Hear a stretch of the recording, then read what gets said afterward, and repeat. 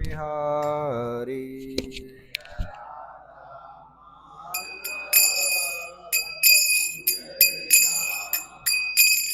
जय राधा माधव कुंज बिहारी।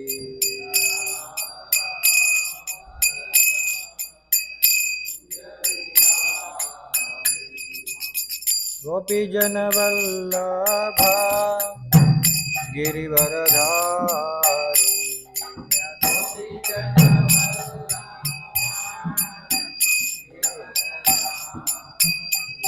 गोपीजन वल्लभ गिरिवरधारी।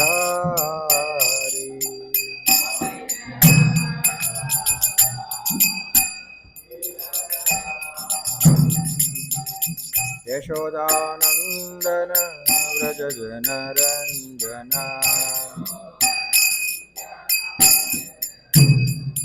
यशोदानंदन व्रज जनरंजन।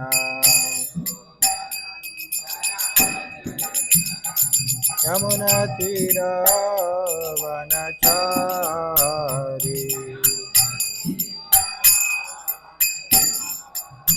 यमुना तीरावनचारी।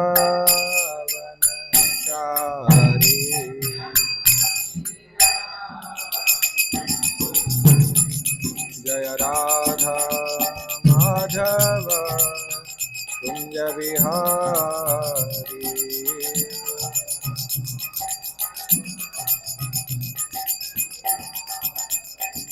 गोपीजन वल्लभ गिरिवरधारी।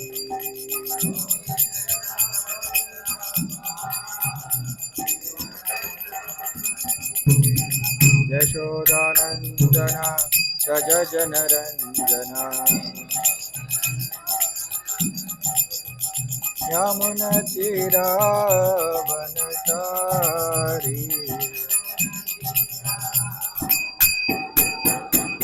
जय राधा माधव कुंज बिहारी।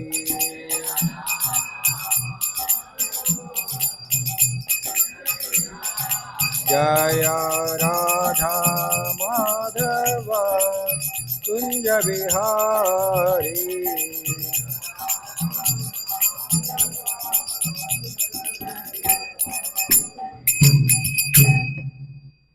जय ओम विष्णुपाद परमहंस परिव्रजकाचार्य अष्टोत्तर शत श्री श्रीमदेव अभय चरणारविंद भक्ति वेदांत स्वामी श्री प्रभुपाद की जय। भगवद गीता यथातथम की जय। ओम नमो भगवते वासुदेवाय। ओम नमो भगवते वासुदेवाय। ओम नमो भगवते वासुदेवाय।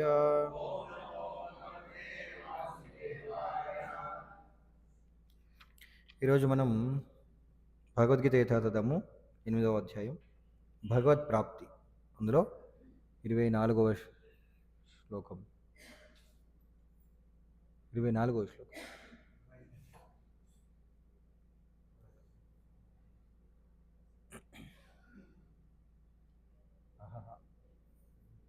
అగ్నిర్జ్యోతిరహ. ఓకే, 24వ శ్లోకం చర్చించుకుందాం. ముందుగా పద విచ్ఛేదం. సో నేను ఒక్కొక్క పదాన్ని చెప్తాను, తిరిగి చెప్పండి.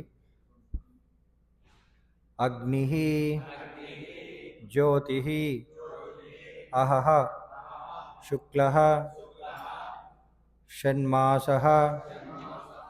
ఉత్తరాయణం, తత్ర ప్రయాతాః గచ్చంతి బ్రహ్మ బ్రహ్మవిదః జనాః. అగ్నిర్జ్యోతిరః శుక్లః అగ్నిర్జ్యోతిరః శుక్లః షణ్మాసా ఉత్తరాయణం షణ్మాసా ఉత్తరాయణం తత్ర ప్రయాతా గచ్చంతి తత్ర ప్రయాతా గచ్చంతి బ్రహ్మ బ్రహ్మవిదో జనాః బ్రహ్మ బ్రహ్మవిదో జనాః అగ్నిర్జ్యోతిరః శుక్లః షణ్మాసా ఉత్తరాయణం తత్ర ప్రయాతా గచ్చంతి బ్రహ్మ బ్రహ్మవిదో జనాః అగ్నిర్జ్యోతిరః శుక్లః షణ్మాసా ఉత్తరాయణం తత్ర ప్రయాతా గచ్చంతి బ్రహ్మ బ్రహ్మవిదో జనాః. ఎవరైనా చెప్తారా? అగ్నిర్జ్యోతిరః శుక్లః షణ్మాసా ఉత్తరాయణం తత్ర ప్రయాతా గచ్చంతి.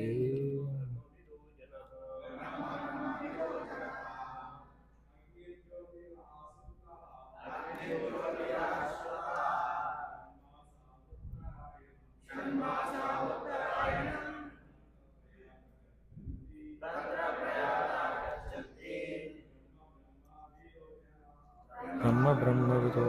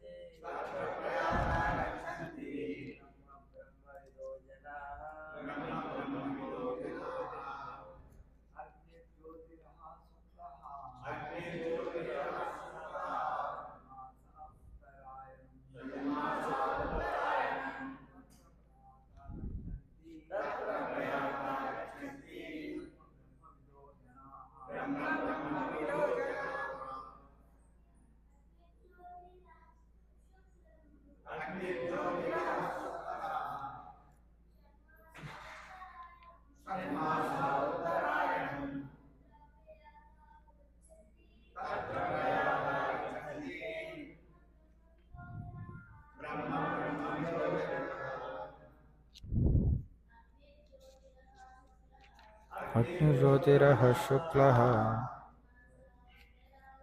షణ్మాసా ఉత్తరాయణం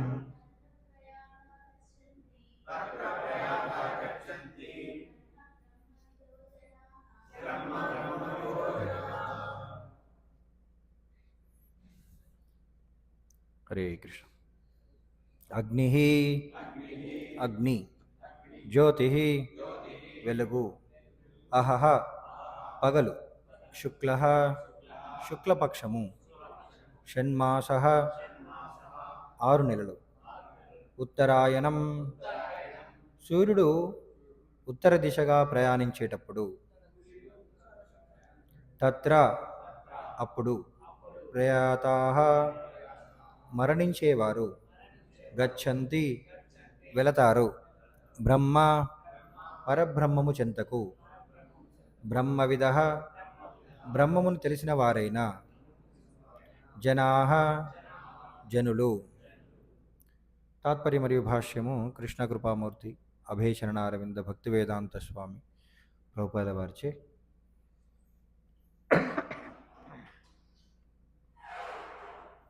పరబ్రహ్మమును ఎరిగినట్టి వారు అగ్నిదేవుని ప్రభావములో, కాంతిలో, పగటి పూట ఏదేని శుభగడియలో, శుక్లపక్షములో సూర్యుడు ఉత్తరముగా ప్రయాణించే 6 నెలల కాలంలో ఈ జగత్తును విడిచిపెట్టడం ద్వారా ఆ బ్రహ్మమును పొందుతారు.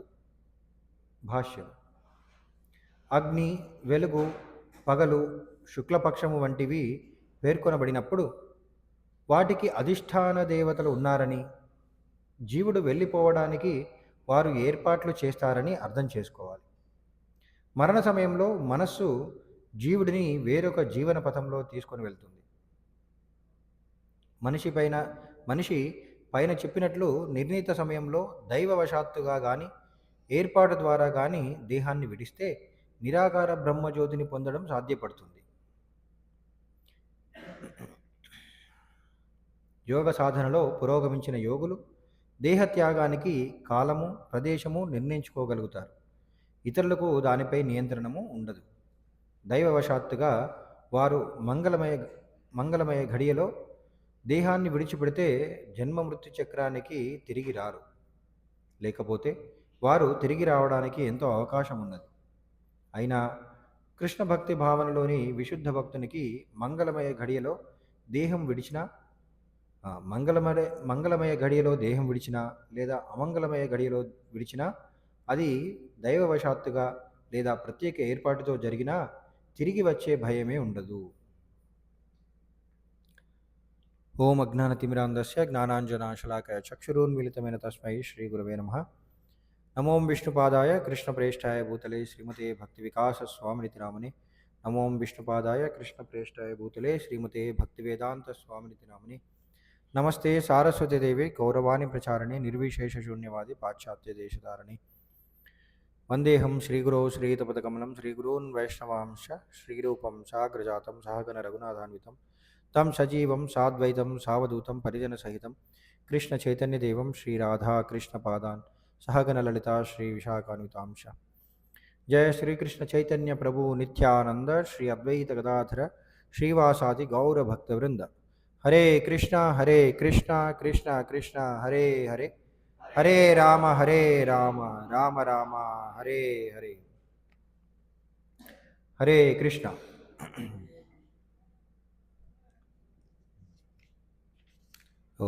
రాబోయే కొన్ని రోజుల్లో భారతదేశంలో చాలామంది ప్రజలకి చాలా ముఖ్యమైన పర్వదినం ఏంటి? సంక్రాంతి. మనం ఇక్కడ తెలుగు రాష్ట్రాల్లో సంక్రాంతి అంటారు, కొన్ని రాష్ట్రాల్లో పొంగల్, ఇంకా ఓనం అంటారు కదా, కేరళ. ఆ విధంగా రకరకాల పేర్లతో ఈ ఉత్సవాలు జరుపుకుంటారు. కానీ ఎందుకు ఈ పండగ జరుపుకుంటారో తెలుసా ఎవరికైనా?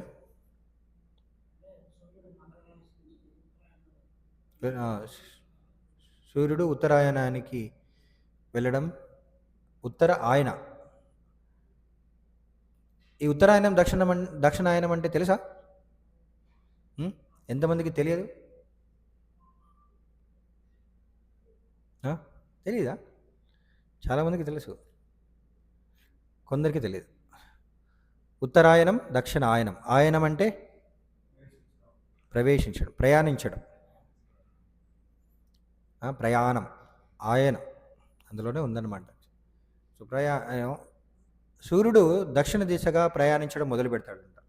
మనం చూసినట్లయితే ఈ రోజుల్లో ఈ నగరాల్లో ఉండే వాళ్ళకి ఇది చూడడం కష్టం. కానీ ఇలా ఏదైనా పెద్ద పెద్ద బిల్డింగ్లు లేని ప్రదేశానికి మనం వెళ్ళి గమనించినట్లయితే ఉత్తరాయణం, దక్షిణాయనం. సూర్యుడు ఉదయించే సమయంలో మీరు తూర్పు వైపు కనుక చూసినట్లయితే సూర్యుడు ఎక్కడ ఉదయిస్తున్నాడు? ప్రతిరోజు కూడా ఒక ప్రదేశంలో ఉండి చూడండి. ఈ దక్షిణాయనానికి ముందు ఉత్తరాయణం వరకు సూర్యుడు ఉత్తరం వైపు, దక్షిణం వైపు, ఉత్తరాయణానికి ముందు దక్షిణాయనంలో దక్షిణం వైపు ఉదయిస్తూ ఉంటాడు అనమాట. యాక్చువల్లీ మధ్య రేఖకి దక్షిణం వైపు, తూర్పుకి దక్షిణం వైపు ఉదయిస్తుంటాడు. అలా దక్షిణం వైపు ఉదయించి దక్షిణం వైపు అస్తమిస్తూ ఉంటాడు. తర్వాత ఎప్పుడైతే ఉత్తరాయణానికి ప్రవేశిస్తాడో నెమ్మదిగా ఉత్తరం వైపు జరుగుతూ ఉంటాడు అనమాట సూర్యుడు. అలా ఉత్తరం వైపు ఉదయించడం మొదలు పెడుతుంటాడు, ఉత్తరం వైపే అస్తమిస్తుంటాడు. సో అది ఉత్తరాయణం, దక్షిణాయనం. సో సూర్యుడు యొక్క గమనాన్ని బట్టి మనం కాలాలని నిర్ణయించడం జరుగుతుంది. సాధారణంగా వైదిక సంస్కృతిలో సూర్యుడు మరియు చంద్రుని యొక్క గమనాన్ని బట్టి ఈ కాలాలను నిర్ణయిస్తారు. మనకి ఋతువులు సూర్యుడి యొక్క గమనాన్ని బట్టి లెక్కిస్తారు. మాసాలు చంద్రుని యొక్క గమనాన్ని బట్టి లెక్కిస్తారు. మరి రోజులు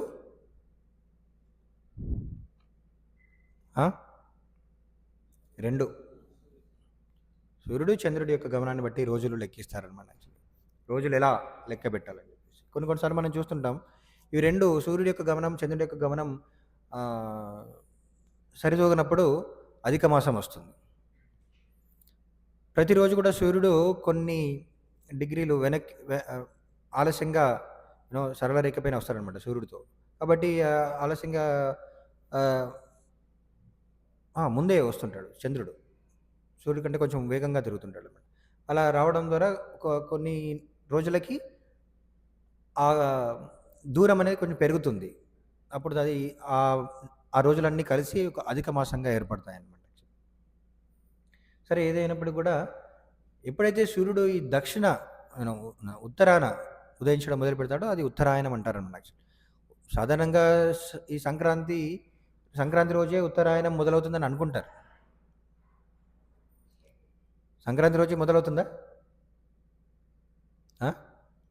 కాదు, సంక్రాంతి రోజే కాదు, కొన్ని రోజుల ముందే మొదలవుతుంది. కానీ మొదట్లో వచ్చే పండగ ఇదే అనమాట. ఉత్తరాయణంలో మొదటగా వచ్చే పండగ ఇది. మరి ముఖ్యంగా ఎందుకు ఈ ఉత్సవాన్ని, ఈ యొక్క పండుగ జరుపుకుంటారంటే, సాధారణంగా ప్రజలందరూ కూడా మన భగవద్గీత చెప్తుంది కదా, అన్నాద్ భవంతి భూతాన్ని. అన్ని జీవరాశులు దేనిపైన ఆధారపడి ఉన్నాయి? ఆహారం, భోజనం కావాలి, అన్నం కావాలి. మరి అన్నం మరి వ్యవసాయం ద్వారా ఉద్భవిస్తుంది. అన్నాద్ భవంతి భూతాన్ని పర్జన్యాద్ అన్న సంభవ. అది మనం చూసాం భగవద్గీతలో శ్లోకం. అయితే ప్రతి జీవరాశి కూడా అన్నం పైన ఆధారపడింది కాబట్టి ఆ యొక్క ధాన్యాన్ని చాలా పవిత్రంగా భావిస్తారనమాట. కాబట్టి ధాన్యం దిగుబడి తీసుకున్న తర్వాత పంట స్వీకరించిన తర్వాత ఒక ఉత్సవంగా జరుపుకుంటారనమాట. పంట దిగుబడి బాగా ఉంటే సాధారణంగా బాగానే ఉంటుంది. ఎందుకంటే ఈ దేవతల్ని మనకి భాష్యంలో ప్రభువుల చెప్పారు కదా, అగ్ని, వెలుగు, పగలు, శుక్లపక్షం వంటివి పేర్కొనబడినప్పుడు వాటికి అధిష్టాన దేవతలు ఉన్నారని, జీవుడు వెళ్ళిపోవడానికి వారు ఏర్పాట్లు చేస్తారని అర్థం చేసుకోవాలి. ఈ ప్రకృతిలో ప్రతిదానికి కూడా అధిష్టాన దేవతలు ఉన్నారన్నమాట. అలా మరి పంట ఇచ్చేది ఎవరు? అనేక దేవతలు ఇందులో ఇలామన్నారు. భూమాత కృప ద్వారా, సూర్య చంద్రుల ద్వారా కూడా మనకు ఆహారం అనేది వస్తుంటుంది కదా. అయితే దేవతలందరూ కూడా మనం సంతృప్తి పరిచినప్పుడు వాళ్ళు మనకు కావాల్సినవన్నీ కూడా సమకూరుస్తారు. అదే కదా భగవద్గీత చెప్తుంది మనకి 3వ అధ్యాయంలో కృష్ణుడు చెప్తున్నాడు. ఆ విధంగా మరి పంట దిగుబడి వచ్చిన తర్వాత ఒక ఉత్సవంగా జరుపుకుంటారనమాట ప్రతి ఒక్కరు కూడా. కానీ రోజు రోజుకి అది మర్చిపోతున్నారు కదా. ఇప్పుడు సంక్రాంతి అంటే ఏదో ఒక పార్టీ టైప్లో ఆనందించడానికి తప్ప పంట గురించి పట్టించుకునే వాళ్ళు లేరనమాట. యాక్చువల్లీ ఒకప్పుడు దేశంలో దాదాపు 80% ప్రజలందరూ కూడా వ్యవసాయం పైనే ఆధారపడి ఉండేవారు. ఇప్పుడు 30% ఉందా? ఇంకా రోజుకు తగ్గుతుంది. అన్ని యంత్రాలు ఉపయోగిస్తున్నారు. ఈ రోజుల్లో కొత్తగా డ్రోన్లతో ఏంటి మందులు కూడా, రసాయనాలు కూడా పిచికారీ చేయడానికి డ్రోన్లు వాడుతున్నారనమాట. ఆ విధంగా రకరకాలుగా యంత్రాలు రావడం ద్వారా వ్యవసాయం పైన ఆధారపడే వాళ్ళ యొక్క సంఖ్య రోజు రోజుకి తగ్గుతుంది. రోజు రోజుకి ఈ మిషన్లు ఒకప్పుడు పంట దిగుబడి వచ్చిన తర్వాత అందరూ ఆనందంగా ఒక ఉత్సవంగా జరుపుకునేవారు. ఆ పంట ద్వారా రకరకాల వంటకాలు చేసుకొని ఉండేవారు. ఇప్పుడు అంతే ఏంటి, అందరు కూడా ఏంటి టీవీలు రిపేర్ షాపులు, గ్రైండర్ రిపేర్ షాపులు పెరిగిపోయాయి కదా. అవునా కదా. ఒకప్పుడు అందరు కూరగాయలు, ఈ ధాన్యాలు అవి అమ్మడం, తీయడము, అమ్మడము, వీటిపైన ఆధారపడి జీవించేవారు కదా. ఇప్పుడు ఇవన్నీ కంప్యూటర్ షాపులు, మొబైల్ రిపేర్ షాపులు పెరిగిపోయాయి అన్నమాట. ఎందుకంటే ఇప్పుడు భగవద్గీత ఏం చెప్తుంది? అందరూ జీవనానికి ధాన్యం పైన ఆధారపడి అని చెప్తుంది, ఆహారం పైన ఆధారపడి ఉన్నారని చెప్తుంది. కానీ ఇప్పుడు అందరూ మొబైల్ పైన ఆధారపడి జీవించారు అనమాట. ధాన్యం తినకుండా కూడా ఉండగలుగుతున్నారు, అంటే ఆహారం తినకుండా కూడా ఉపవాసం ఉండగలుగుతారేమో, కానీ కొద్దిసేపు అయినా సరే ఫోన్ లేకుండా ఉండలేకపోతున్నారు కదా. భగవద్గీత శ్లోకం మార్చాలేమో, అవునా? కానీ ఆ విధంగా అంటే ఈ ఉత్తరాయణంలో మొట్టమొదటిగా వచ్చే పండగ ఆ విధంగా జరుపుకుంటుంటారు. కానీ మన వైష్ణవులకి ఉత్తరాయణానికి సంబంధించి ఒక ముఖ్యమైన సంఘ వృత్తాంతం మనకి మహాభారతంలో ఇవ్వబడింది. తెలుసా ఎవరికైనా? ఉం? తెలుసు అందరికీ. ఆ?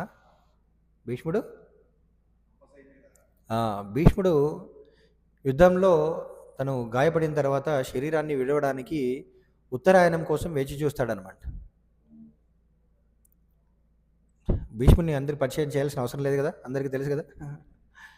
భీష్మ పితామహుడు అంటారనమాట. యాక్చువల్లీ పాండవులకి కౌరవులకి పితామహుడు, తండ్రి యొక్క తండ్రి, తండ్రికి తండ్రి లాంటివాడు. సో అలా భీష్మ పితామహుడు మరి యుద్ధం అంతా దాదాపు ముగుస్తుంది, కొందరే మిగిలిపోతారు తర్వాత. కానీ భీష్ముడు అప్పుడు అంపశయ్య పైన పడుకుంటాడనమాట. ఏంటి, భూమికి తగలకుండా అంపశయ్య పైన ఉండిపోతాడు. అని శరీరాన్ని విడవడానికి ఆయన నిశ్చయించుకోగలడు అనమాట. శరీరాన్ని ఎప్పుడు విడవాలి, ఏ సమయంలో తన శరీరాన్ని విడిచి వెళ్ళిపోవాలని ఆయన నిర్ణయించుకోగలుగుతాడు. మరి ఇక్కడ ప్రభుల వారు కూడా ఈ భాషలో చెప్పారు కదా, యోగులు ఏంటంట, వాళ్ళు యోగులు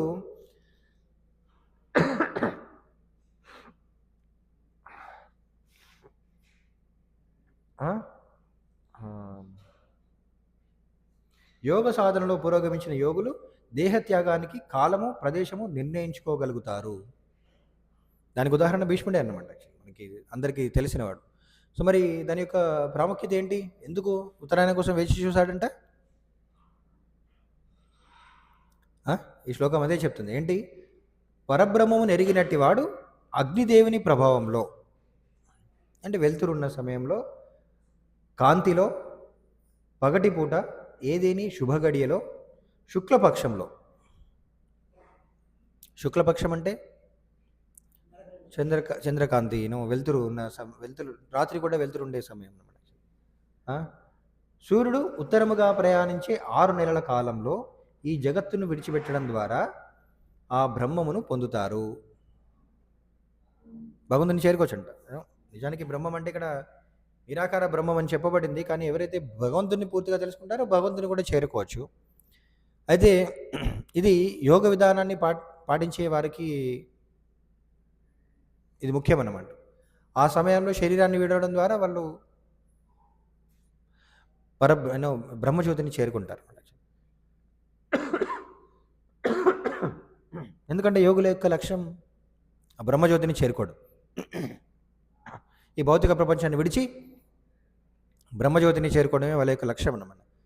కానీ మరి భాషలో చివరిగా ప్రభువుల వారు చెప్పారు కదా, కృష్ణ భక్తి భావనలోని విశుద్ధ భక్తునికి మంగళమయ గడియలో దేహం విడిచిన లేదా అమంగళమయ గడియలో విడిచిన అది దైవవశాత్తుగా లేదా ప్రత్యేక ఏర్పాటుతో జరిగిన తిరిగి వచ్చే భయమే ఉండదు. అంటే తిరిగి భౌతిక ప్రపంచానికి వచ్చి ఇంకొక శరీరం తీసుకోవాల్సిన అవసరం ఉండదంట. ఆ భయం అవసరం లేదంట. ఎవరికి? కృష్ణ భక్తి భావనలో విశుద్ధ భక్తునికి.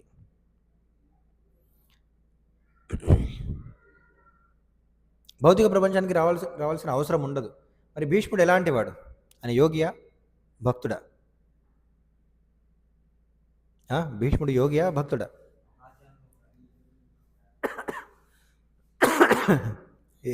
ఏ కాదు, బి కాదు, సి ఆప్షన్ చెప్తున్నారు. నేను 2 ఆప్షన్స్ ఇచ్చాను, యోగియా భక్తుడా అని అడిగాను. మీరు మహాజనుడు అంటారు. భక్తుడు ఎందుకు?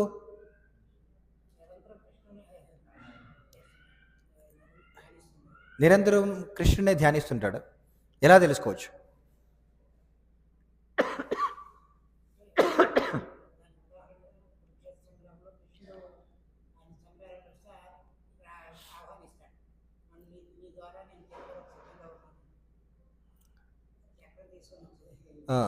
నిరంతరం కృష్ణుని ధ్యానిస్తాడని ఎలా తెలుసుకోవచ్చు? మనం ఇదే 8వ అధ్యాయంలో ముందు శ్లోకాల్లో మనం చూస్తున్నట్లయితే, అంత్యకాలేచ మామేవ స్మరన్ముక్త కలేవరం యః ప్రయాతి సమద్భావం నాతి అస్తి అత్ర సంశయ. అంటే మరణ సమయంలో ఎవరైతే భగవంతుని తలుస్తూ శరీరాన్ని విడిచిపెడతారో వాళ్ళు భగవద్ధామానికి వెళ్తారంట, దానిలో సందేహం లేదని చెప్తున్నారు.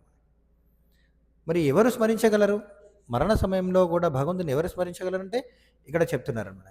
ఏంటంటే ఎవరైతే ఇప్పుడు చూడండి మనకి భీష్మ పితామహుడు ఏంటంటే జీవితం అంతా కూడా ధర్మాన్ని పాటించినాడు కాబట్టి ఆయనకు అది సాధ్యమైంది. భగవంతుణ్ణి స్మరించడం సాధ్యమవుతుంది.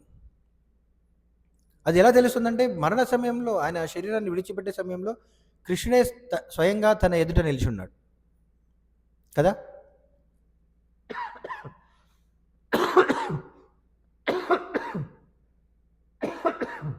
హరే కృష్ణ. మన మహాభారతం కనుక చూసినట్లయితే ఇది భాగవతంలో కూడా ఈ వృత్తాంతం వివరించబడింది. భీష్మ పితామహుడు చివరిగా ఇంకా తన శరీరాన్ని అంపశయ్య పైన ఉన్నప్పుడు కృష్ణుడు పాండవులందరినీ తీసుకొని భీష్ముడి దగ్గరికి వస్తారనమాట. నిజానికి ఆ యుద్ధం అంతా జరుగుతున్నప్పుడు అందులో యుద్ధంలో ఎంతోమంది మరణిస్తుంటారు. కొన్ని కోట్ల మంది శరీరాన్ని విడిచిపెడుతుంటారు. అదంతా చూసి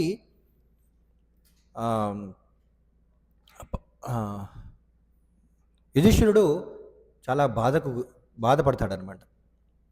మనకి మొదటి అధ్యాయం భగవద్గీతలో చెప్పారు కదా, అర్జునుడు కూడా యుద్ధం చేయడం ఇష్టం లేదు. ఎందుకు ఇష్టం లేదంటే ఆయన భక్తుడు కాబట్టి, ఆయన యొక్క హృదయం చాలా మృదువైంది కాబట్టి ఎవరిని కూడా హింస చేయాలని అర్జునుడు ఎప్పుడు కూడా అనుకోరు. భక్తులు ఎప్పుడు కూడా అనుకోరు. భక్తులు ఎప్పుడు కూడా మృదు స్వభావులై ఉంటారు కదా. మరి అదే ఇక్కడ కూడా మనం చూడొచ్చు. యుధిష్ఠిర మహారాజు కూడా చాలా మృదు స్వభావి, ఆయన కూడా భక్తుడే. కాబట్టి ఆయనకి ఎంతో బాధ కలుగుతుందన్నమాట. నా వలన వీళ్ళందరూ కూడా మరణించడం జరుగుతుంది. ఎంతోమంది యుద్ధం చేయడానికి వచ్చారు. ఎందుకోసం? నేను రాజ్యం కోరుకుంటున్నాను కాబట్టి. రాజ్యం కోసం నేను యుద్ధం చేయకపోయినట్లయితే ఈ రాజ్యం దుర్యోధనుడు తీసుకునేవాడు, యుద్ధం జరగకపోయేది, ఎవరు కూడా మరణించేవారు కాదు అని అలా అని యుధిష్ఠిరుడు అనుకుంటున్నాడు. యుధిష్ఠిరుడు కూడా అనుకుంటున్నాడు. అర్జునుడు యుద్ధం చేసింది ఆయన రాజు అవడానికి కాదు. పాండవులు గెలిచిన తర్వాత రాజు ఎవరయ్యారు? యుధిష్ఠిర మహారాజు కదా. అలా యుధిష్ఠిరుడు ఏమనుకుంటాడంటే అర్జునుడు కూడా యుద్ధం చేసింది నా కోసమే, అందరు కూడా యుద్ధం చేసింది యుధిష్ఠిర మహారాజు కోసమే, కాబట్టి నేనే దీనికి కారణం. కాబట్టి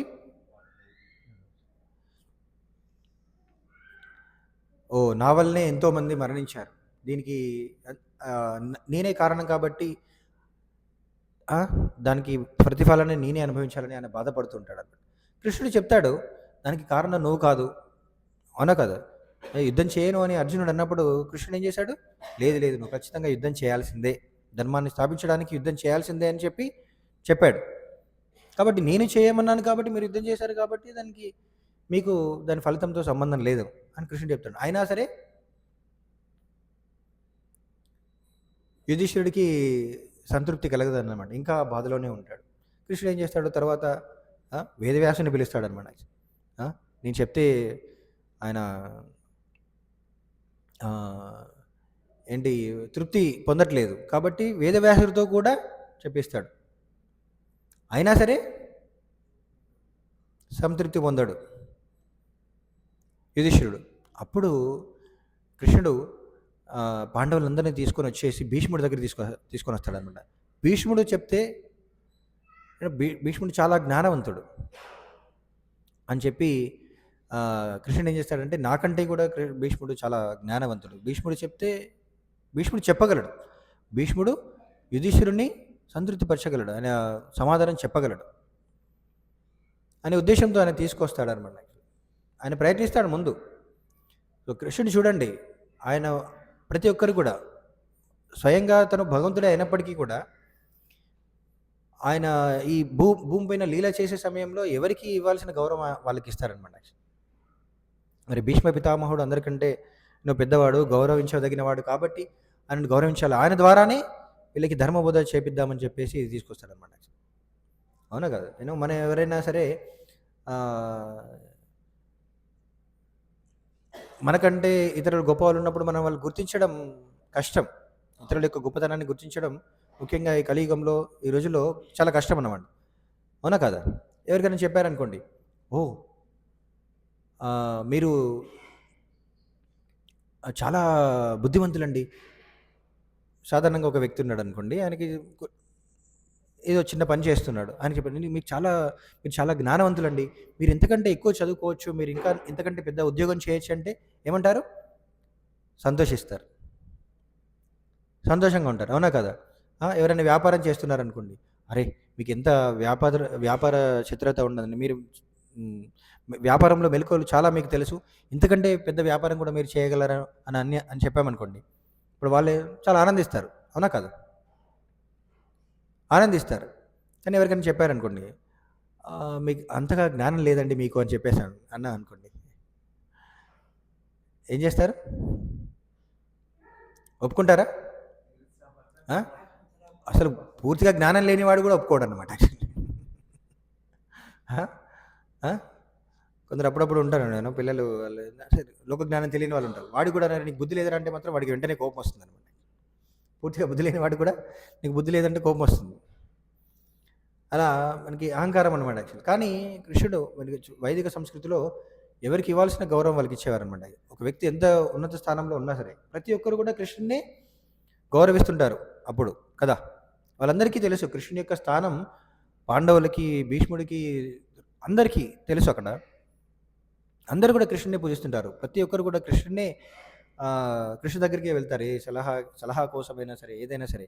అందుకే యుధిష్ఠిర మహారాజు రాజసూయ యజ్ఞం చేసినప్పుడు ఏం చేశాడు? ఆ, కృష్ణుడికే ఉన్నత స్థానాన్ని ఇవ్వాలనుకున్నాడు కదా. అందరూ ఏకీభవించారు. అయినా సరే కృష్ణుడు ఏం చేస్తాడు? ఎవరికి ఇవ్వాల్సిన మర్యాద వాళ్ళకి ఇస్తాడనమాట. ఎవరికి చూపించాల్సిన గౌరవం వాళ్ళకు చూపిస్తాడనమాట.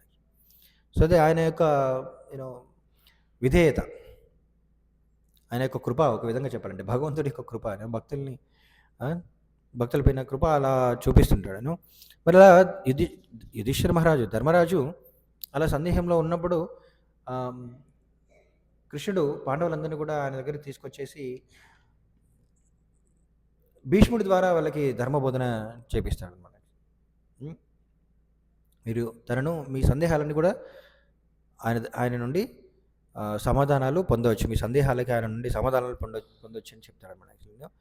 అలా మనం గమనించినట్లయితే ముందుగా ఆయనకి బోధనలు ఎలా ఉంటాయంటే ధర్మాన్ని బోధిస్తుంటాడు. సరే ఏదైనప్పటికీ ఈ యొక్క వృత్తాంతం అంతా కూడా మనకి శ్రీమద్ భాగవతం ప్రథమ స్కందంలో 9వ అధ్యాయంలో వివరించబడింది. ఆ అధ్యాయానికి పేరు శ్రీకృష్ణ భగవానుని సమక్షమున భీష్మదేవుని నిర్యాణం. భీష్మదేవుడు ఎప్పుడు నిర్యాణం పొందాడు? అని స్వయంగా కృష్ణుడిని చూస్తూ, స్వయంగా కృష్ణుడే ఎదురుగా ఉన్నాడు. కృష్ణుని దర్శిస్తూనే ఆయన శరీరాన్ని విడిచిపెట్టాడనమాట. మరి ఆయన ఎక్కడికి వెళ్తాడు? మరణానంతరం ఎక్కడికి వెళ్ళి ఉంటాడు? భగవద్ధామానికే వెళ్ళి ఉంటాడు. దానిలో సందేహం లేదు. ఎందుకంటే భగవద్గీత చెప్తుంది కదా. అంతే కాలేజ్ మామేవ. మరి ఎదురుగా ఉన్న తర్వాత భగవంతుని గుర్తించుకోక ఇంకేం చేస్తారు? భీష్ముడు ఎంతటి వాడంటే అసలు ప్రతి క్షణం, అంటే మీరు ఇంతకుముందు అన్నట్లు భగవంతుని ప్రతి క్షణం స్మరించడం అంటే, ఒకసారి ఏం జరుగుతుందంట అక్కడ మనకందరికీ తెలుసు. యుద్ధం జరిగే సమయంలో అర్జునుడి పైన భీష్ముడు విపరీతమైన బాణాలు సంధిస్తూ ఉంటాడనమాట. అర్జునుడు తట్టుకోలేకపోతాడు, పడిపోతాడు. చివరికి తన రథం కూడా విరిగిపోతుంది. భీష్ముడు అర్జున్ యొక్క రథాన్ని కూడా విరిచేస్తాడనమాట. కృష్ణుడి పైన కూడా బాణాలు సంధిస్తాడు.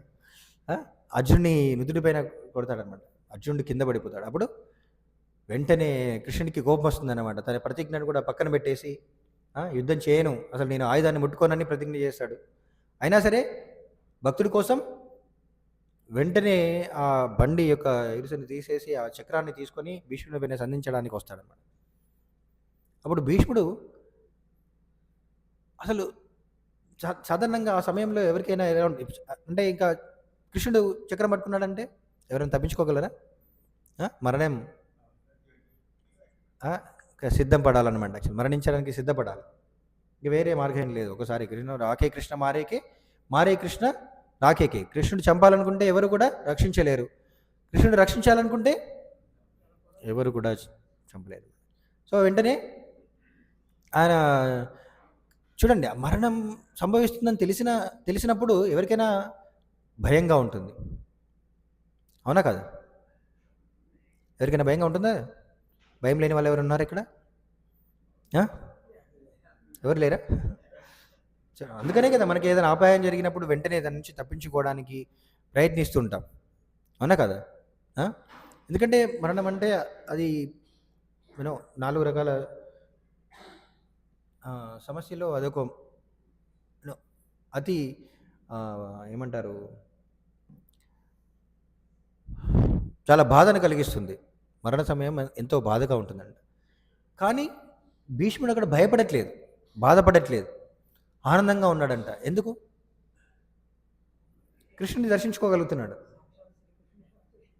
అది ఎలా తెలుస్తుందంటే చూడండి, తర్వాత ఎప్పుడైతే భీష్ముడు కృష్ణుని ప్రార్థిస్తుంటాడన్నమాట, అంపశయ్యపై పడుకున్న తర్వాత ఈ పాండవులు తీసుకొని కృష్ణుడు వచ్చినప్పుడు కృష్ణుని ప్రార్థిస్తుంటాడనమాట. ఆ సమయంలో భీష్ముడు చెప్తాడు, ఏం చెప్తాడంటే నిన్ను ఆ సమయంలో కృష్ణుడు ఎలా ఉన్నాడనేది వర్ణిస్తుంటాడు అనమాట. ఏ సమయంలో ఆ చక్రాన్ని పట్టుకొని భీష్ముడి పైన చక్రాన్ని విడిచిపెట్టడానికి సిద్ధంగా ఉన్న సమయంలో కృష్ణుడు ఏ రూపంలో ఉన్నాడో ఆయన వివరిస్తుంటాడు అనమాట. కృష్ణుడు ఎలా ఉన్నాడంట? బంగారు వర్ణంలో ఆయన పీతవర్ణంలో ఆయన దుస్తులు ఉన్నాయంట. ఆయన కురులు అందంగా గాలికి ఇలా, అంటే యుద్ధం జరుగుతున్నప్పుడు అంత దుమ్ము ఉంటుంది కదా, అంత దుమ్ము ఉన్నా సరే దుమ్ము అంతా కూడా పైకి లేస్తే వేరే వాళ్ళని చూడొచ్చా? చూడలేం. కానీ కృష్ణుడు మాత్రం స్పష్టంగా కనబడుతున్నాడంట భీష్ముడికి. చిన్న చిన్న విషయాలు కూడా చెప్తుంటాడు అన్నమాట. తన కనుబొమ్మలు, తన కురులు, తనకు ముఖము ఎలా ఉంది, తన వస్త్రాధారణ ఎలా ఉంది, తన ఆభరణాలు ఎలా ఉన్నాయి, ఎంత తేజోవంతంగా ఉన్నాడు, ఇవన్నీ కూడా వర్ణిస్తుంటాడనమాట భీష్ముడు. మరణ సమయంలో ఈయన ఏం గమనిస్తున్నాడు చూడండి, కృష్ణు యొక్క రూపాన్ని ఆయన దర్శించుకుంటున్నాడు, రూపమాధుర్యాన్ని ఆయన ఆస్వాదిస్తున్నాడు అనమాట. సో అది భక్తుని యొక్క లక్షణం అన్నమాట. అందుకనే భీష్ముడు భక్తుడే. భీష్ముడు భక్తుడని ఎలా చెప్పొచ్చు అంటే చూడండి, ఆ సమయంలో కూడా భయంకరమైన సమయంలో, ఎంతో బాధాకరమైన సమయంలో కూడా ఆయన కృష్ణుని యొక్క రూపాన్ని చూసి ఎంతో ఆనందిస్తున్నాడు.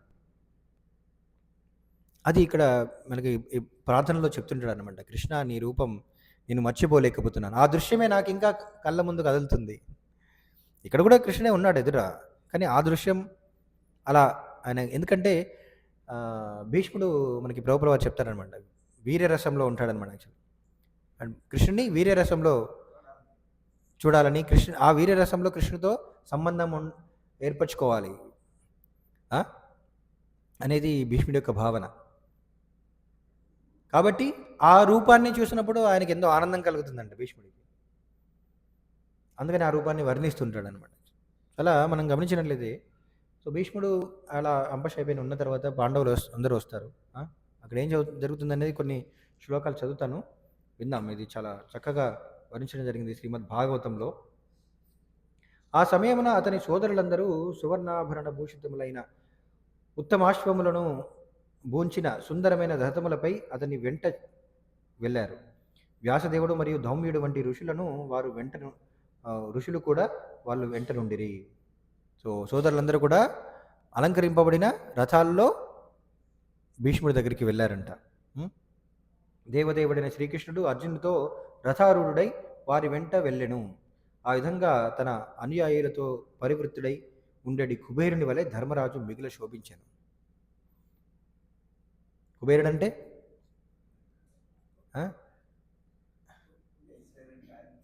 దేవతల యొక్క కోశాధిపతి. మరి అలా మరి అంత ధనం ఉన్నట్లుగా అన్ని ఆభరణాలతో, ఈ రథాలు కూడా బంగారు ఆభరణాలతో అలంకరించబడ్డాయంట. మరి ఆ విధంగా అలంకరింపబడి ధర్మరాజు ఎలా ఉన్నాడంటే మిగిలి కుబేరుని వలె శోభించానంట. దివి నుండి పడిన అమరుని వలె భీష్ముడు నేలపై పడి ఉండటను గాంచిన పాండవరాజు అనే ధర్మరాజు తన సోదరులు మరియు శ్రీకృష్ణుని గూడి అతనికి ప్రణామములు అర్పించాను. వాళ్ళందరూ కూడా భీష్మునికి ప్రణామాలు అర్పించారంట, పాండవులు మరియు ఇతరులందరూ కూడా. భరత మహారాజు వంశీయులలో శ్రేష్ఠుడైన భీష్ముని గాంచుటకు సత్వగుణ స్థితులైన దేవర్షులు, బ్రహ్మర్షులు, రాజర్షుల వంటి విశ్వమునందలి మహాత్ములందరూ అచ్చట సమకూడిరి. భీష్ముని చివరిగా చూడడానికి వాళ్ళందరూ కూడా వచ్చారంట. దేవర్షులు, బ్రహ్మర్షులు, ఆ, రాజర్షులు అందరూ కూడా వచ్చారంట. తర్వాత పర్వతముని, నారదముని, ధౌమ్యుడు, భగవదవతారమైన వ్యాసదేవుడు, బృహదశ్వుడు, భరద్వాజుడు, శిష్యులతో సహా పరశురాముడు, వశిష్ఠుడు, ఇంద్రప్రమదుడు, త్రితుడు, గృత్సమదుడు, అసితుడు, కక్షీవానుడు, గౌతముడు, అత్రి, కౌశికుడు, సుదర్శనుడు వంటి పలువురు ఋషులు అటనుండిరి.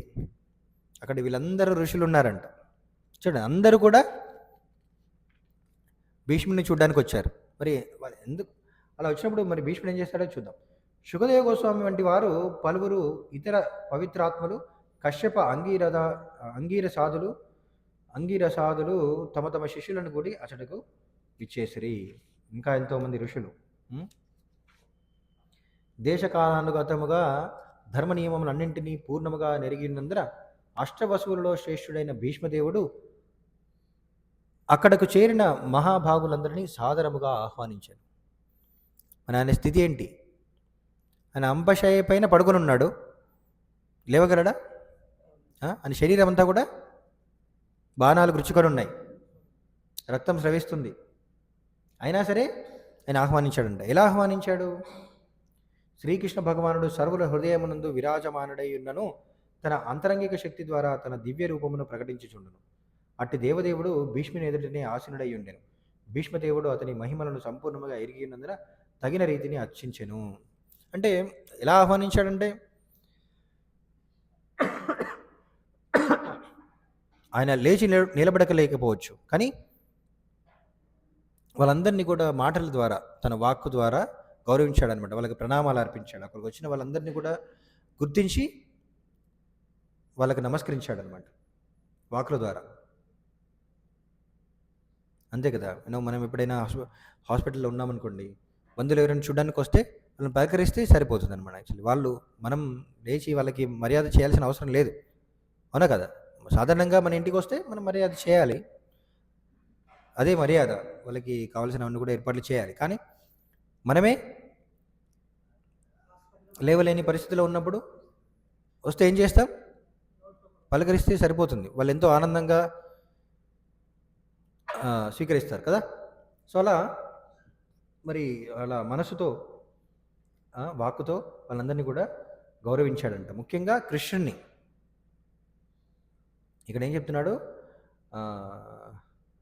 జగదీశ్వరం హృదిస్థం పూజయామాస మాయయోపాత్త విగ్రహం. చూడండి, కృష్ణుడు అందరి హృదయాల్లో ఉన్నాడంట. అందరి హృదయాలలో, సర్వర్ల హృదయాలలో విరాజమానుడై ఉన్న తన అంతరంగ శక్తి ద్వారా తన దివ్య రూపమును ప్రకటించుచున్నాడు కృష్ణుడు. అలాంటి కృష్ణుడిని భీష్ముడు, ఆ కృష్ణుడు ఎవరో ఆయనకు తెలుసు, స్వయంగా భగవానుడే, అందరి హృదయాలలో ఉన్న భగవానుడే అనేది ఆయనకు తెలుసు. కాబట్టి ఆ విధంగా ప్రార్థిస్తున్నాడు అనమాట. మరణింపనున్న పితామహుని ఎడగల ప్రేమ విహ్వలతతో పాండురాజు తనయులు చెంతనే మౌనముగా ఆసీనులైరి. అది గాంచిన భీష్ముడు వారిని ప్రేమతో అభినందించాను. ప్రేమానురాగములతో విహ్వలుడైన అతని కనుల యందు ప్రేమ అశ్రువులు గోచరించెను. మరి భీష్ముడికి మొదటి నుంచి కూడా చాలా బాధగా ఉండేదన్నమాట. యాక్చువల్లీ ఈ రాజ్యాన్ని దుర్యోధనుడు పాలిస్తున్నాడు. ఆయనకి నిజానికి అది పాండుపుత్రులు పాలించడమే ఆయనకి ఇష్టం. భీష్ముడికి మొదటి నుండి కూడా ఆయన ఎంతగానో ప్రయత్నిస్తాడు యుద్ధాన్ని నివారించడానికి, యుధిష్ఠిర మహారాజునే రాజుగా ప్రకటించడానికి ఆయన ప్రయత్నిస్తాడు. కానీ అది వీలు కాదు. ఆయన ఎంతో కాలం నుండి ఆయన వేచి చూస్తున్నాడు అనమాట, యుధిష్ఠిరుడు ఎప్పుడు రాజు అవుతాడని చెప్పేసి. చివరిగా ఆ క్షణం వచ్చేసింది. ఎలా ఉన్నాడు? ఇప్పుడు ఇంతకుముందు శ్లోకంలో చెప్పారు కదా, యుధిష్ఠిర మహారాజు ఎలా ఉన్నాడు? పూర్తి అలంకరణ చేసుకొని ఉన్నాడంట. ఒక రాజులాగా అక్కడికి వచ్చాడు. కాబట్టి భీష్ముడికి చాలా ఆనందం కలిగిందంట. ఎప్పుడైతే పాండవులను, ముఖ్యంగా యుధిష్ఠిర మహారాజును చూడగానే ఎంతో ఆనందించాడంట. చివరిగా నా కోరిక నెరవేరింది. కృష్ణుడు అందుకనే తీసుకొచ్చాడనమాట పాండవులని భీష్ముడి దగ్గరికి. నా భక్తుడి యొక్క చివరి అంటే ఆయన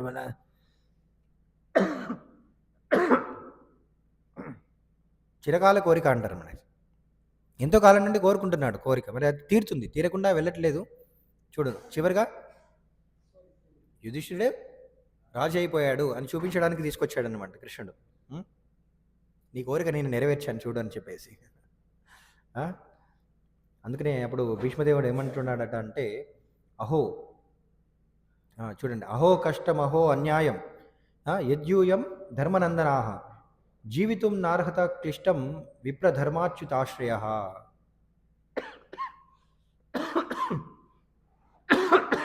భీష్మదేవుడు అంటున్నాడు, అహో ధర్మతనయులైనందున మీరు ఎంతటి కష్టములను మరియు ఎంతటి అన్యాయములను అనుభవించిరి. అటువంటి కష్టములలో మీరు జీవించుటకు అర్హులు కాకున్నను బ్రాహ్మణుడు అచ్యుతుడు ధర్మముచే రక్షింపబడిరి. అంటే జీవించడానికి అర్హులు కాదంటే దాని అర్థం ఏంటంటే, అన్ని కష్టాలు వచ్చిన తర్వాత ఎవరు జీవించాలనుకుంటారు? జీవించాలనే ఇంకొక ఆశ ఎవరిలో మిగిలి ఉంటుంది? ఎంతగానో కష్టపడుతుంటారు. మొదటి నుండి కూడా అనేక సమయాల్లో కౌరవులు పాండవుల్ని చంపడానికి ప్రయత్నిస్తారు కదా. మరి ఇంకా వాళ్ళకి ఇంకా అన్ని కష్టాలు పడిన తర్వాత కూడా ఇంకా ఏం కోరిక మిగిలి ఉంటుంది? ఎంతో అన్యాయం. ఏమంటున్నారు? అహో కష్టం అహో అన్యాయం. ఎన్ని కష్టాలు ఓర్చుకున్నారు, ఎంతో అన్యాయం జరిగింది పాండవులకి, అవునా? మోసం చేసి జూదమాడి ఓడించారనమాట. అవన్నీ గుర్తు చేసుకుంటున్నాడు అనమాట. అన్ని జరిగినా సరే మరి ఎలా వాళ్ళు రక్షింపబడ్డారంట? బ్రాహ్మణుల వలన, అచ్యుతుడి వలన. అచ్యుతుడు అంటే కృష్ణుడు. ధర్మం వలన. ఈ మూడింటి వలన వాళ్ళు రక్షింపబడ్డారంట. చాలామంది అదే అనుకుంటారు, ఓ పాండవులు ధర్మపరాయణులు అంటారు, గొప్ప భక్తులు అంటారు, వాళ్ళకి ఎందుకు కష్టాలు వచ్చాయి? భక్తులకి కష్టాలు రాకూడదు కదా. చాలామంది అలానే అనుకుంటారు, అవునా కదా? భక్తులకి కష్టాలు రావాలా? భగవంతుడు ఎప్పుడు కూడా భక్తుల్ని రక్షిస్తుంటాడు కదా, వాళ్ళకి ఎందుకు కష్టాలు వస్తుంటాయి మరి?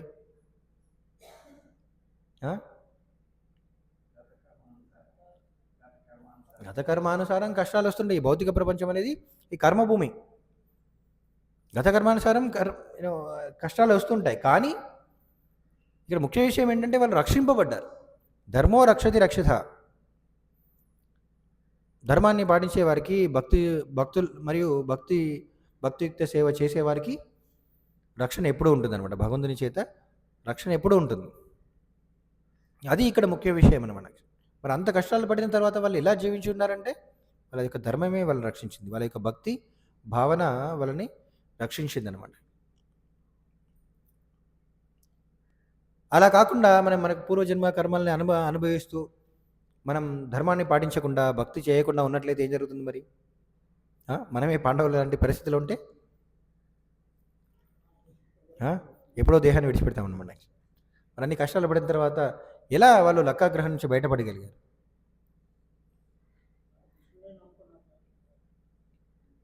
వాళ్ళ యొక్క భక్తి ధర్మం అనేది వాళ్ళని రక్షించింది. వాళ్ళకు సహాయం చేయడానికి అనేక విధాలుగా అఫ్కోర్స్ విధి వాళ్ళకి సహాయం చేసిందనమాట. ఎందుకంటే వాళ్ళు భక్తులు కాబట్టి. కానీ చాలామంది ఏమనుకుంటారు, నేను భగవంతునికి సేవ చేసినా సరే నాకు కష్టాలు వస్తున్నాయి కాబట్టి నేను భక్తి చేయడం మానేస్తాను. ధర్మంగా ఉండి లాభం ఏంటి? ఎంత ధర్మంగా ఉంటే అంత బాధ కలుగుతుంది, అవునా కదా? ధర్మాన్ని పాటించినప్పుడు మనమే నష్టపోతాం, అవునా? నష్టపోతామా లేదా? భరతుడు ధర్మాన్ని పాటించొద్దు అనుకుంటే రాజ్యమే వచ్చేది కదా. భరతుడు ధర్మాన్ని పాటించొద్దు అనుకుంటే రాజ్యాన్ని అనుభవించేవాడు కదా, రాజు అయ్యేవాడు. కానీ ఆయన ఏం కోరుకున్నాడు? భగవంతునికి సేవ చేయాలని కోరుకున్నాడు అంతే. ఆయనకి రాజ్యం పైన కోరిక లేదు. కానీ ఆయన ధర్మాన్ని పక్కన పెట్టినట్లయితే తనే రాజు అయ్యేవాడు, ఎక్కువగా ఆనందించేవాడు, ఎక్కువగా సుఖించేవాడు. ఈ రోజుల్లో చాలా సాధారణంగా అందరూ కూడా అదే అలానే చేస్తుంటారనమాట. ఎలా చేస్తుంటారు? ధర్మాన్ని పక్కన పెడతారనమాట. మనకి ధర్మాన్ని పాటించినప్పుడు అది కష్టం కలుగుతుంది అనుకుంటే ధర్మాన్ని పక్కన పెట్టేసి ఆ తాత్కాలికమైన సుఖం కోసం, తాత్కాలికమైన ఆనందం కోసమే ప్రయత్నిస్తారనమాట. ఆ! కానీ అది తర్వాత కష్టాలకి దారితీస్తుంది. అప్పుడేమనుకుంటారు, నేనేం తప్పు చేయలేదే, నాకెందుకు కష్టాలొస్తున్నాయి అనుకుంటాం.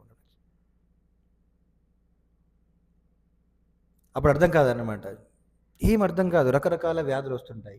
ఏమో డాక్టర్లు చెప్పలేకపోతారనమాట. అంతా బానే ఉందండి. కానీ ఎందుకో మరి శరీరం సరిగ్గా పని చేయట్లేదు. అది అర్థం కాదనమాట. ఎందుకు అర్థం కాదు?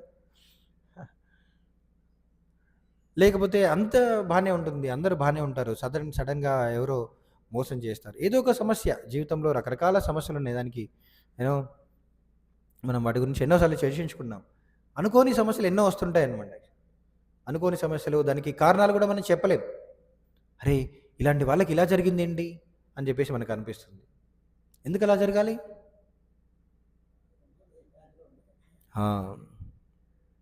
కాబట్టి అలా భీష్మదేవుడు అంటున్నాడు.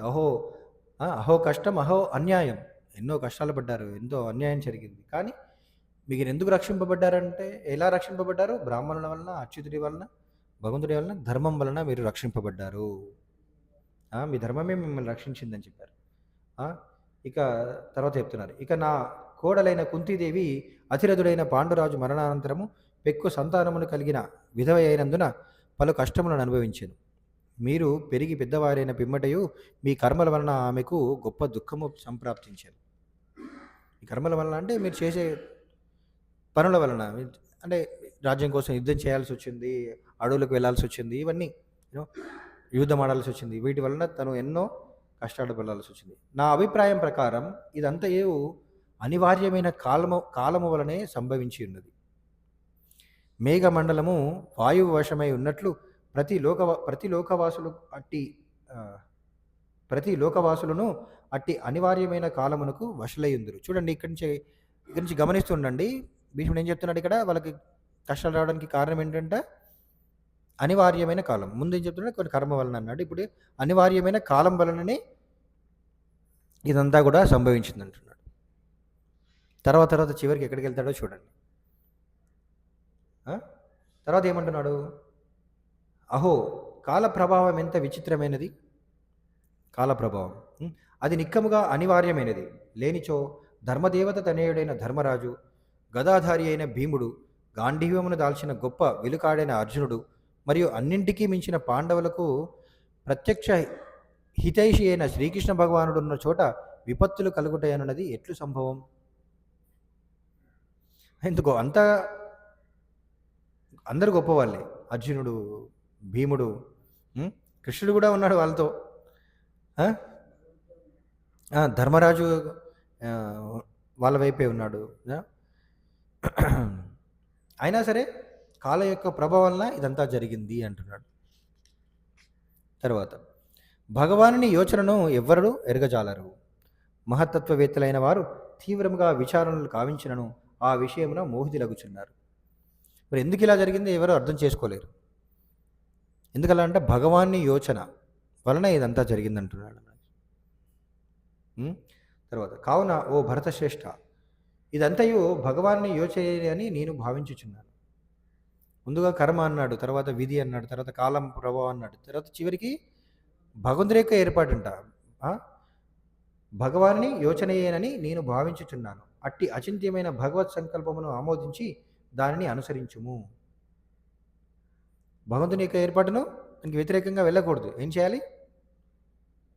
అంగీకరించాలి అంతే. ఇప్పుడు నీవు పాలనాధికారి వైతివి కనుక ఓ ప్రభు, అనాథలైన ప్రజల రక్షణా భారమును నీవిప్పుడు స్వీకరింపవలను. అచింతుడైన ఆ ఆది పురుషుడే ఈ శ్రీకృష్ణుడు. ఇతడే దివ్యభోక్త అయిన ఆదినారాయణుడు. కానీ వృష్ణివంశమున ఇతడు మనలో ఒకని వలె చరించుచు తనచే సృష్టింపబడిన మాయచే మనలను మోహపరుచుచున్నాడు. చెప్తున్నాడు అనమాట, మీ పక్కన ఉన్నది మీ భావమరిది అనుకోకండి. ఎవరు? ఆయన స్వయంగా ఆదినారాయణుడే, స్వయంగా భగవానుడే. వృష్ణి వంశమున అతను మనలో ఒకరివరే అవతరించాడు. ఆయన మనలో ఒకరిలాగానే తిరుగుతున్నాడు. కానీ అదంతా కూడా ఆయన యొక్క మాయాశక్తి. ఓ రాజా, శివుడు, దేవర్షి అయిన నారదుడు, భగవదవతారమైన కపిలుడు మొదలగు వారందరూ ఇతని మహిమలను ప్రత్యక్షానుభవం ద్వారా పరమగోప్యముగా నెరిగి ఉన్నారు. వాళ్ళకు మాత్రమే తెలుసు. అది చాలా పెద్ద రహస్యం. అక్కడ వచ్చింది స్వయంగా కృష్ణుడే అని, భగవంతుడే అని కొందరికీ తెలుసంట. శివుడు, నారదుడు, కపిలుడు, అలా కొందరు వాళ్ళకే తెలుసు. ఎవరినైతే నీవు అజ్ఞానముచే మేనభావి అని, ప్రియమిత్రుడని, శ్రేయోభిలాషి అని, సచివుడని, దూతయని, సుహృతి అని భావించితివో అతడే సాక్షాత్తుగా దేవదేవుడు అని చెప్తున్నారు. దేవదేవుడైనందున ఇతడు సర్వుల హృదయములందు విరాజమానుడై ఉన్నాడు. సమదర్శి అయిన ఇతడు వైషమ్యమనడి అహంకారమునకు దూరుడు. తత్కారణమున ఇతడు ఏది ఉనర్చినను అది భౌతికత్వమునకు పరమై ఉండును. అంతేగాక ఇతడు సమచిత్తము కలిగినవాడు. మరి ఇంతకుముందు చెప్పుకున్నాం, కృష్ణుడు చెప్పినా సరే యుధిష్ఠిరుడు సంతృప్తి పడలేదు. ఎందుకు?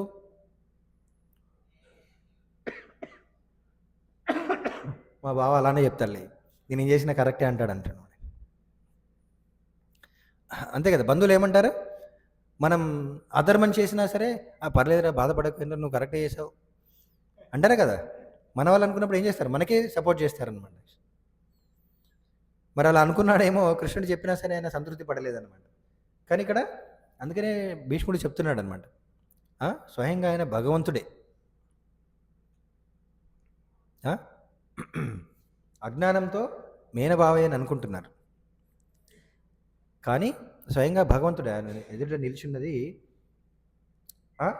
సర్వుల హృదయములందు విరాజమానుడైన ఆ దేవదేవుడే అని చెప్తున్నాడు అనమాట. అప్పుడు యుధిష్ఠునికి కొంచెం స్వాంతన కలుగుతుందన్నమాట. ఓ అయితే సరేని అనుకున్నాడు అనమాట. అప్పుడు అర్థమవుతుంది యాక్చువల్లీ యుధిష్ఠునికి, సర్వుల ఏడ సమానముకు దయను కనమరిచిన వాడైనను నేను అనన్య సేవకుడైన కారణమున ఈ దేవదేవుడు నా ప్రాణత్యాగ సమయమున అత్యంత దయతో నాకు దర్శనముసగినాడు.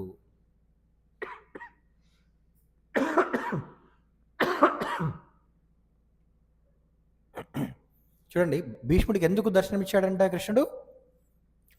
నిజానికి భగవంతుడేమో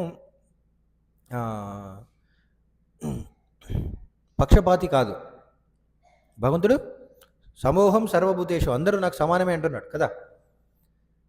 మరి భీష్ముడికి ఎందుకు దర్శనమిచ్చాడు? అందరికీ దర్శనం ఇవ్వచ్చు కదా, అందరి హృదయాల్లో ఉన్నాడు భగవంతుడు, అందరికీ దర్శనం ఇవ్వచ్చు కదా.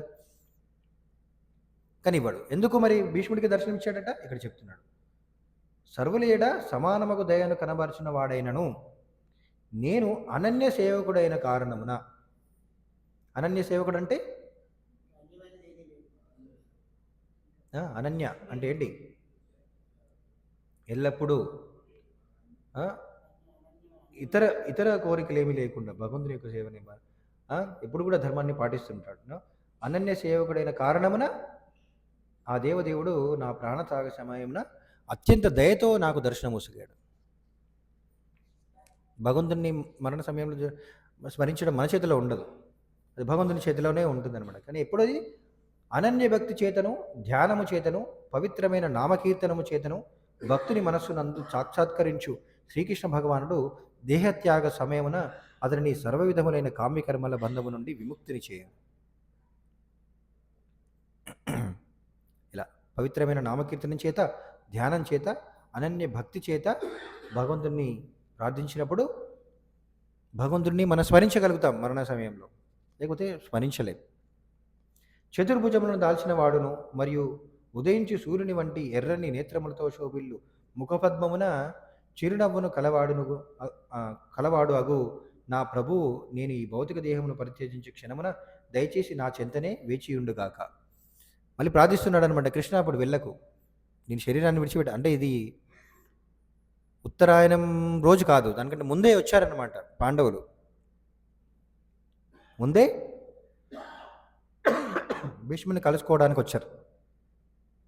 ఆ ఉత్తరాయణం వరకు నాకు దర్శనాన్ని ఇవ్వు, నువ్వు వెళ్ళిపోకు అని చెప్పి ప్రార్థిస్తున్నాడు అనమాట. నేను అలా దర్శిస్తూ నేను శరీరాన్ని విడిచిపెట్టాలనుకుంటున్నాను అంటున్నాడు.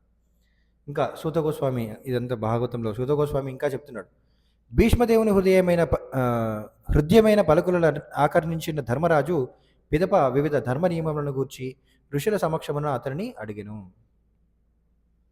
అనేక ధర్మ నియమాల గురించి యుధిష్ఠిర మహారాజు అడుగుతాడనమాట. యాక్చువల్ చూడండి ఏం అడుగుతాడని చూద్దాం. ధర్మరాజు విచారణపై అంతటా భీష్మదేవుడు తొలుత స్వభావమును అనుసరించి ఉన్న వర్ణాశ్ర విభాగాలను వివరించాను. వర్ణాశ్ర విభాగాల గురించి వివరిస్తాడు. తర్వాత అటు పిమ్మట అతడు నివృత్తి మరియు ప్రవృత్తి మార్గములనడి 2 విభాగములను క్రమబద్ధముగా తెలియజేశాను.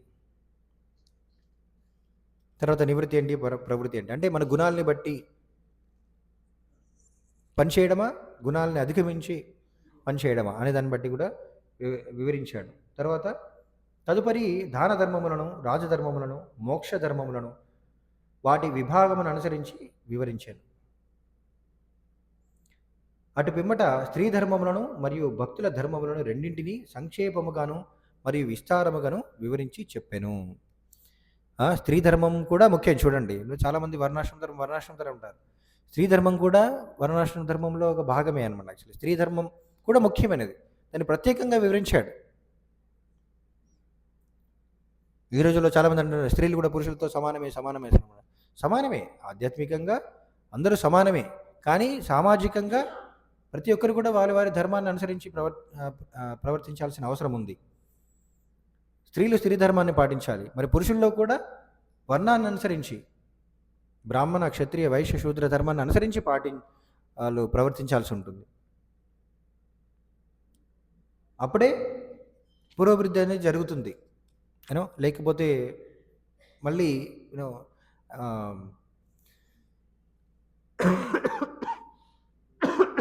మనిషి స్థాయి నుండి దిగజారిపోతాడు. అసలు మనిషి స్థాయిలో ఉండాలంటే వర్ణాశ్రమ ధర్మాన్ని పాటించాలంట, లేకపోతే జంతు స్థాయికి దిగజారిపోతాడు. వర్ణాశ్రమ ధర్మాన్ని పాటించినప్పుడే మనిషి అన్నమాట, లేకపోతే పశువుతో సమానం. అతడు స్వయంగా సర్వము నెరిగిన వాడై వివిధ వర్ణాశ్రమ ధర్మములకు సంబంధించిన విద్యుక్త ధర్మములను ఇతిహాసముల నుండి దృష్టాంతములను ఉదహరించడం ద్వారా వర్ణించాడు. చూడండి, ఆయన ధర్మాలను చెప్పేటప్పుడు రకరకాల ధర్మాల గురించి వివరిస్తాడు, దానికి ఉదాహరణ కూడా ఇస్తుంటాడు అనమాట. ప్రతి పురాణాల నుండి, ఇంతకుముందు జరిగిన వృత్తాంతాల నుండి ఆయన ఉదాహరణ చెప్తున్నాడు అనమాట. ఇంతకుముందు గొప్ప గొప్ప వాళ్ళు ఇలా ప్రవర్తించారు కాబట్టి అదే ధర్మము. ఇవన్నీ ఎందుకు వివరిస్తున్నాడు? ఈ ధర్మాలన్నీ ఎందుకు వివరిస్తున్నాడు భీష్ముడు?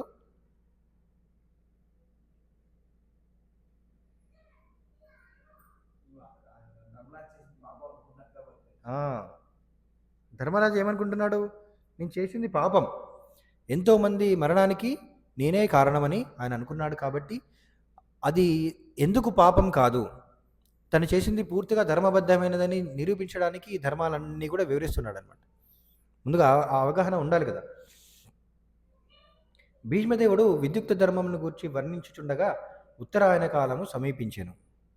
స్వచ్ఛంద మరణము కలిగిన యోగులకు ఆ సమయము అత్యంత అభిలషణీయమైనది. సో భీష్ముడు మరి గొప్ప భక్తుడే కాకుండా ఆయన యోగి కూడా, కాబట్టి ఆయన అలా ఉత్తరాయణ సమయంలో శరీరాన్ని విడిచిపెట్టడానికి అన్ని రకాల ఏర్పాట్లు చేసుకున్నాడు అనమాట. పలు విషయములపై వేలాది భావములతో ప్రసంగించిన వాడును మరియు వేలాది యుద్ధములను గావించి వేలాది జనులను రక్షించిన వాడును అగు భీష్మదేవుడు అంతటా మౌనం వహించెను. సంపూర్ణముగా ముక్త సంగుడైన అతడు తదుపరి మనస్సును అన్య విషయముల నుండి నిగ్రహించి దేదీప్యమానమైన పీతవసనమును దాల్చి చతుర్భుజములతో తన ఎదుర నిలిచి ఉన్న ఆదిపురుషుడైన శ్రీకృష్ణునిపై విప్పారిన నేత్రములతో దృష్టిని సంలగ్నము చేశాను.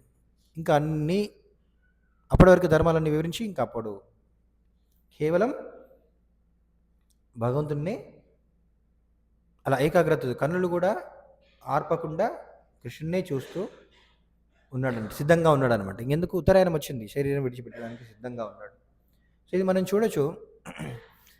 మనకి ఇంతకుముందు చెప్పుకున్నాం, మరి మరణం అంటే అందరికీ భయమే, కానీ ఎవరు మరణం సమయంలో కూడా భయం లేకుండా ఉంటారంటే ఎవరైతే భక్తియుక్త సేవలో జీవితం అంతా కూడా ప్రతిరోజు ఒక అనన్య భక్తి ఏంటంటే ప్రతిరోజు కూడా నిర్దిష్టమైన సేవ భగవంతునికి చేస్తారో వాళ్ళలో భయం ఉండదన్నమాట. సో చాలామంది ఇంతకుముందు కూడా మనం కొన్నిసార్లు చర్చించుకున్నాం. కొన్ని సందర్భాల్లో కొందరిని గురించి నేను విన్నాను. వాళ్ళేంటంటే మీరు కూడా కొందరు వినుండొచ్చు. చాలా కాలం నుండి వాళ్ళు భగవంతుని సేవలో ఉన్నవాళ్ళు. ఆ! నేను ఈ మధ్య విన్న ఒక వ్యక్తి అయితే మనకి ఇక్కడ సింహాచలంలో ఆహ్, భగవంతునికి రోజు సేవ చేసే బ్రాహ్మణుడన్నమాట యాక్చువల్లీ. ఆయన చిన్నతనం నుండి కూడా వాళ్ళ యొక్క సాంప్రదాయంలో వాళ్ళ తల్లిదండ్రుల పరంపరానుగతంగా వాళ్ళు భగవంతుని సేవిస్తున్నారు. సో, ఆయన చాలా వృద్ధాప్యంలోకి వచ్చిన తర్వాత వాళ్ళ బంధువులందరికీ చెప్పాడంట. నేను పలానా రోజు శరీరాన్ని విడిచిపెడతానని చెప్పేసి. ఆ! మనకలా తెలిసిందనుకోండి మనకెలా ఉంటుంది? ఆ! ఆ రోజు రాకముందే మరణిస్తాం కావచ్చు. అది విన్న రోజే ఆ రోజు అవుతుంది మనకైతే. కదా! ఆ వార్త విన్న రోజే ఆ రోజు అవుతుంది. కానీ చూడండి వాళ్ళకి అంత ధైర్యంగా ఎలా ఉండగలరంటే భగవంతుని పైన విశ్వాసం అన్నమాట. శరీరం తాత్కాలికమైంది. భగవద్గీత ఊరికే చదవడం కాదు. దానికి పూర్తి విశ్వాసం ఉండాలన్నమాట. శరీరం ఈరోజు కాకపోతే రేపు, రేపు కాకపోతే ఇంకొక రోజు విడిచిపెడతాం. కానీ ఏ చైతన్యంతో శరీరాన్ని విడిచిపెడుతున్నాం అనేది ముఖ్యం అన్నమాట. కాబట్టి ఏం చేశారు?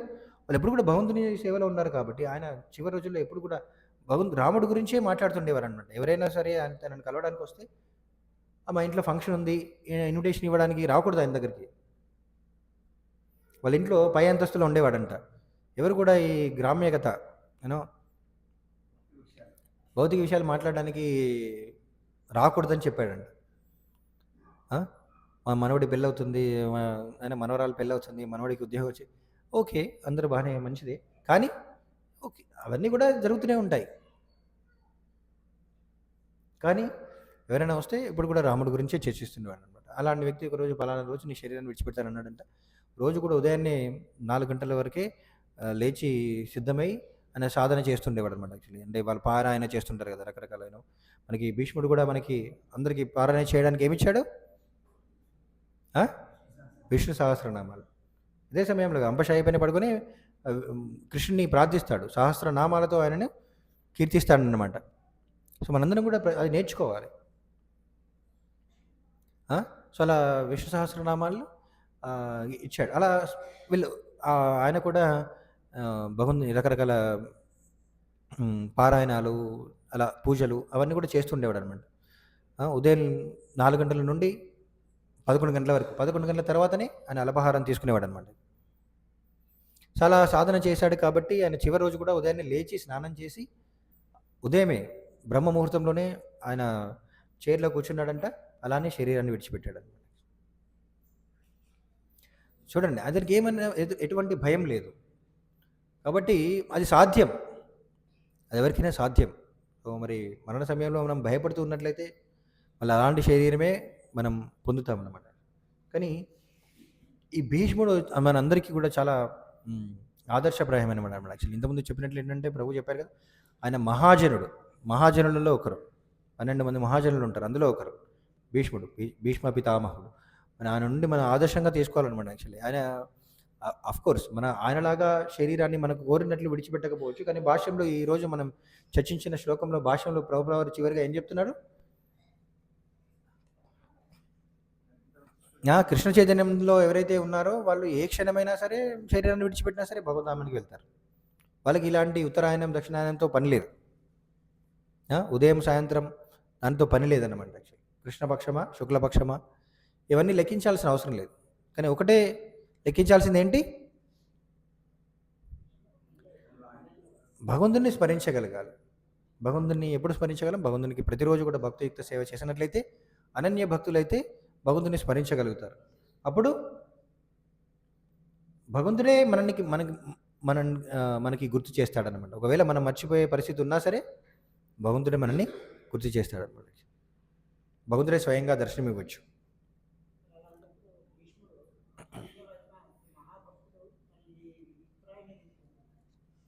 ఆయనకు అవసరం లేదు. కానీ ఏంటంటే అప్పుడు అది ఎప్పుడు జరిగింది? ఎప్పుడు? ద్వాపరయుగంలో.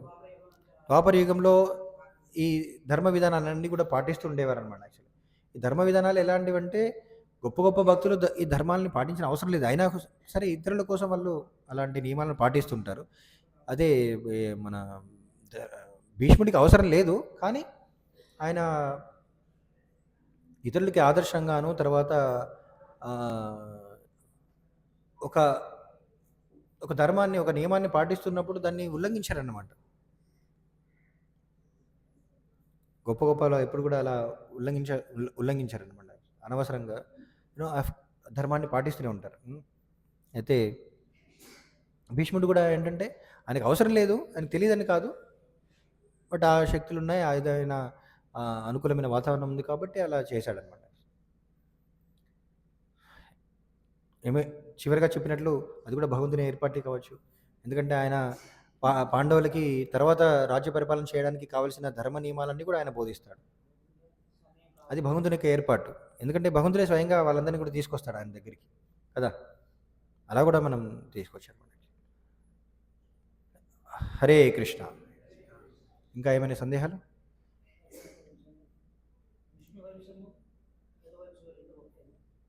విష్ణువంశం వేరు, యదువంశం వేరు. రెండు వంశాలకి సంబంధించిన వాడు. ఎందుకంటే ఇక్కడ జన్మించాడు, అక్కడికి వెళ్ళాడు. సో రెండు వంశాలకి సంబంధించిన వాడు అనమాట.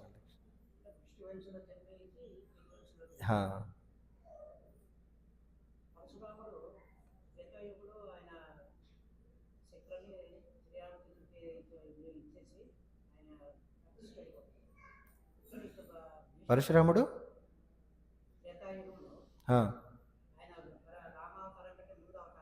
ఓకే.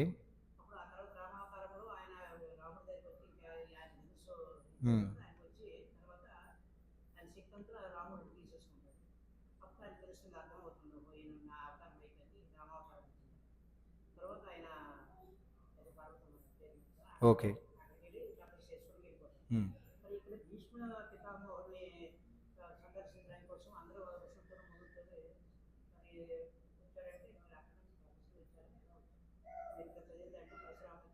యా పరశురాముడు ఉంటాడు ఆయన, అప్పుడు కూడా ఉన్నాడనమాట. తపస్సు చేయడానికి వెళ్తాడు కూడా ఉంటాడు. Yeah yeah Chiranjeevi. హరే కృష్ణ.